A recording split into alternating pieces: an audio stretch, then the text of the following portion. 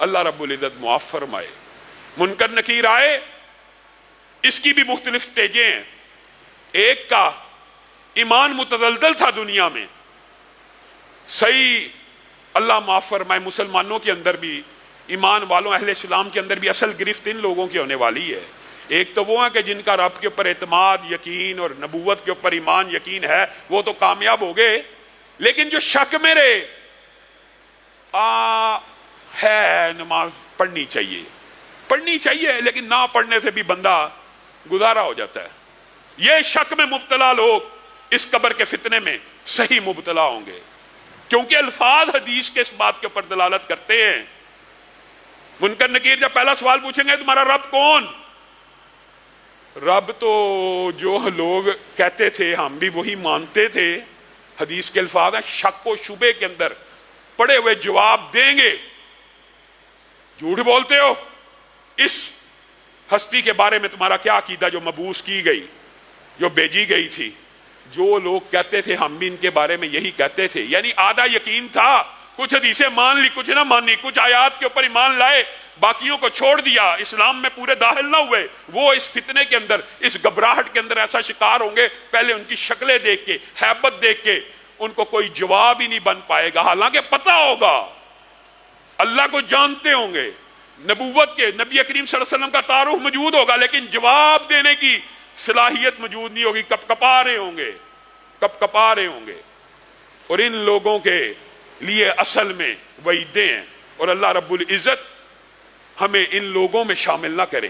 اور دوسرے تو سیدھے کافر ہوں گے نا، جو منکر ہیں، جو سیدھے ہی جو کہے گئے تیرا رب کو ہمیں نہیں پتا، نبی کو ہمیں نہیں پتا، دین کیا ہمیں تو پتہ ہی نہیں تھا، یہ کیا باتیں ہیں، ان چیزوں کا تو ہمیں ادراک اور شعور ہی نہیں تھا، یہ کیا باتیں ہیں۔ تو پھر پہلا عذاب، اللہ معاف فرمائے، پہلا ان کو ان کی جہنم کا ٹھکانہ دکھایا جائے گا کہ یہ تمہارے لیے، ان کی تکلیف میں اضافہ کرنے کے لیے، ہمیشہ کے لیے اس میں تم نے جلنا ہے، اور اگر تم نیک اعمال کرتے ہوتے تو تمہارا جنت میں یہ ٹھکانہ ہوتا ہے، ان کو بھی دکھا دیا جائے گا۔ دوسرا عذاب، سب سے پہلے جو آٹومیشن کا سسٹم پہلے آپ کے سامنے رکھا، سب سے پہلے ان کے اوپر وہی لاگو ہوگا۔ قبر ان کو آپس میں ایک سائیڈ کا حصہ دوسری سائیڈ کا، جو مومن کے لیے کشادہ ہوگی، کم از کم 60 فٹ 105 فٹ حد نکاح تک، یہاں پہ کشادہ ہونے کی بجائے تنگ ہونا شروع ہو جائے گی۔ تنگ ہوتے حدیث کے الفاظ ہیں، دونوں جہتیں آپس میں مل جائیں گی، اور پورے کا پورا انسانی بدن ان چند ملی میٹر کے اندر پھیل جائے گا، پھر کشادہ کی جائے گی، پھر جسم تندرست ہو جائے گا۔ اور یہ ایک عذاب نہیں ہے، عذاب قبر کے اندر متعدد ہیں جو پیش آنے ہی آنے ہیں۔ یہی عذاب سن کے صحابہ زارو کتار رو رہے ہیں۔ دوسرا عذاب، اچھا، ایک اندھا اور بہرا حدیث کے الفاظ ہیں، فرشتہ ان کے اوپر مسلط کیا جائے گا جس کے ہاتھ میں ایک گرز ہوگا، اور وہ گرز حدیث کے الفاظ ہیں اگر کسی پہاڑ کے اوپر وہ مارے فرشتہ تو پہاڑ ریزہ ہو جائے، مٹی بن جائے، تراب کی شکل اختیار کر لے۔ اس کے ماتھے کے اوپر، دونوں کانوں کے درمیان اس کو بٹھا کر، اس کے ماتھے کے اوپر اس گرز کو جب لگایا جائے گا، اگر پہاڑ مٹی ہو جائے گا تو بندہ مٹی نہیں ہوگا۔ حدیث کے الفاظ ہیں کہ ریزہ ہو کے بکھر جائے گا، ہر عضو جھڑ جائے گا، جسم کے تار بکھر جائیں گے، پھر سیدھا کر دیا جائے گا، پھر مارا جائے گا، پھر سیدھا کر دیا جائے گا۔ یہ عذاب بھی قیامت تک ہوتا چلا جائے گا۔ قبر کے دبوچنے کا عذاب بھی قیامت تک ہوتا چلا جائے گا۔ کیا دو ہیں؟ نہیں۔ نبی کریم صلی اللہ علیہ وسلم نے ارشاد فرمایا پھر انہی عذابوں میں مزید عذاب ایڈ کیا جائے گا، اژدھوں کا اور بچھوؤں کا۔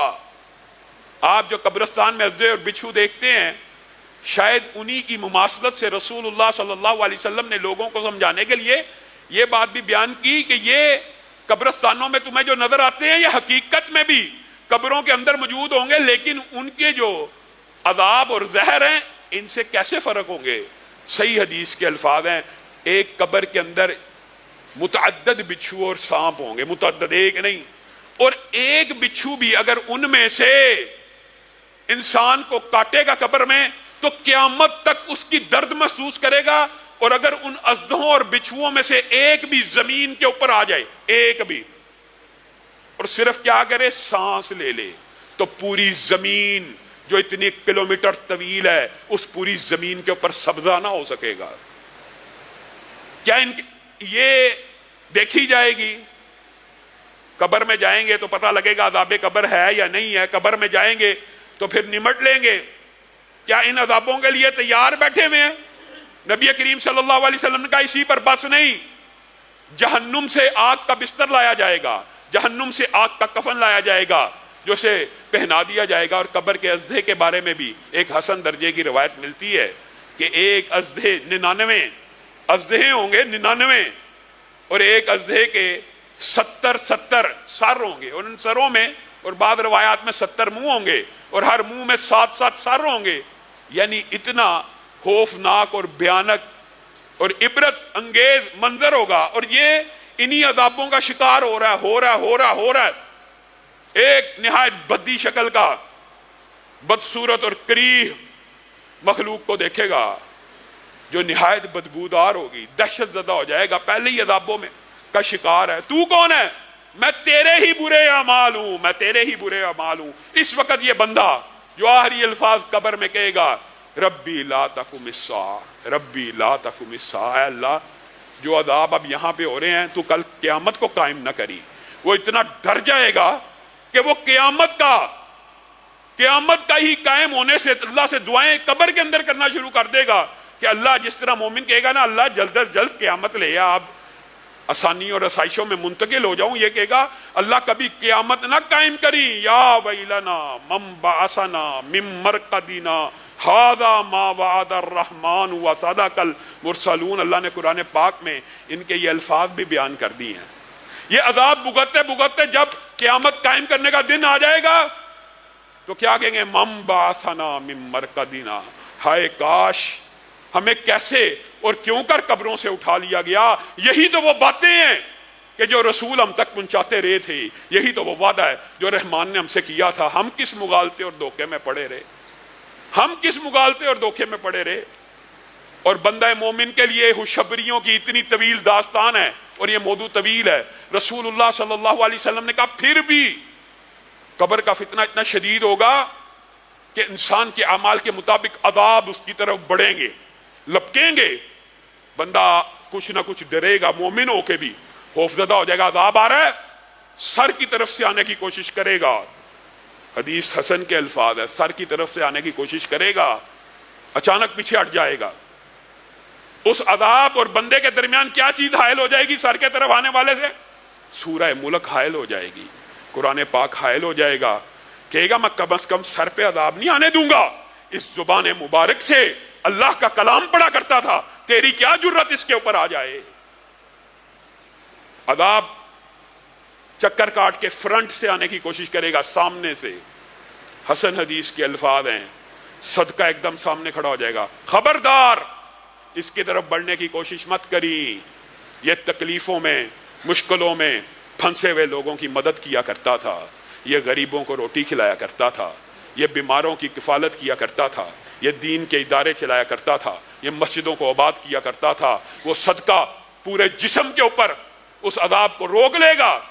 عذاب کو کوئی چارہ نہ ملے گا، وہ پاؤں کی طرف سے آنے کی کوشش کرے گا. اور سبحان اللہ، مبارک ہو نمازیوں کو، پاؤں کی طرف سے آخری جہد، جو آخری اٹیمپٹ قبر کے اندر بندہ مومن کے اوپر عذاب کرے گا، پاؤں کی طرف سے کرے گا.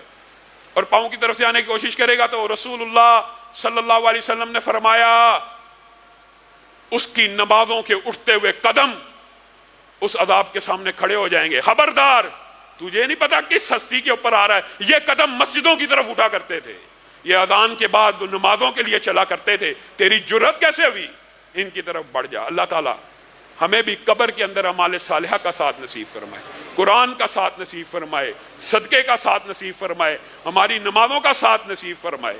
میرے بھائیو، یہ وہ حقیقتیں ہیں، یہ وہ حقیقتیں ہیں جس کا آپ نے اور میں نے کل اپنی زندگی کے اندر مشاہدہ کرنا. اللہ رب العزت ہمیں خوش نصیبوں میں فرما، ہمیں ان لوگوں میں فرما جن کی قبر تحد نگاہ کشادہ ہو جائے، ہمیں ان لوگوں میں فرما جن کے بچھونے اور بستر جنت سے آئیں، ہمیں نومت العروس نصیب فرما. سبحان ربک رب العزت عما